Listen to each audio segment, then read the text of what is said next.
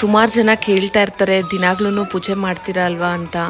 ಹೌದು, ದಿನಾಗ್ಲೂ ಪೂಜೆ ಮಾಡ್ತೀನಿ ನಾನು. ನನಗೇನೋ ಒಂಥರ ಒಂದಿನ ಪೂಜೆ ಮಾಡಲಿಲ್ಲ ಅಂದರೆ ಸ್ಯಾಟಿಸ್ಫ್ಯಾಕ್ಷನ್ನೇ ಇಲ್ಲ ಥರ ಫೀಲ್ ಆಗುತ್ತೆ, ಏನೋ ಮಿಸ್ ಆಗಿರೋ ಥರ ಫೀಲ್ ಆಗುತ್ತೆ. ಅದು ನನ್ನ ಡೈಲಿ ರೂಟೀನಲ್ಲಿ ಆ್ಯಡಪ್ ಆಗಿಬಿಟ್ಟಿದೆ.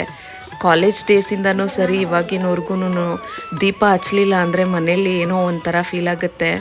ಎಸ್ಪೆಷಲಿ ಕೀರ್ತಿ ಸುರೇಶ್ ಅವರು ಕಮೆಂಟ್ ಮಾಡಿದರು, ದಿನಾಗ್ಲೂ ಪೂಜೆ ಮಾಡ್ತೀರಲ್ಲಕ್ಕ, ಯಾವ ರೀತಿ ಮಾಡ್ತೀರಾ ಹೇಳಿ ಅಂತ. ಪೂಜೆ ಸಾಮಾನೆಲ್ಲ ದಿನಾಗ್ಲೂ ತೊಳೆದುಬಿಟ್ಟು ಪೂಜೆ ಮಾಡ್ತೀರಾ ಅಂತ. ಡೆಫಿನೆಟ್ಲಿ ಇಲ್ಲ, ದಿನಾಗ್ಲೂ ದೇವ್ರ ಸಾಮಾನ ತೊಳೆಯೋದಕ್ಕೆ ಆಗೋದಿಲ್ಲ.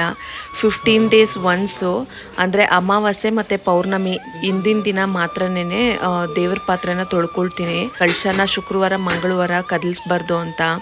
ಸೊ ಅದಕ್ಕೋಸ್ಕರನೇ 15 ಡೇಸ್ ಒನ್ಸು ನಾನು ದೇವ್ರ ಸಾಮಾನ ವಾಶ್ ಮಾಡ್ಕೊಳ್ತೀನಿ.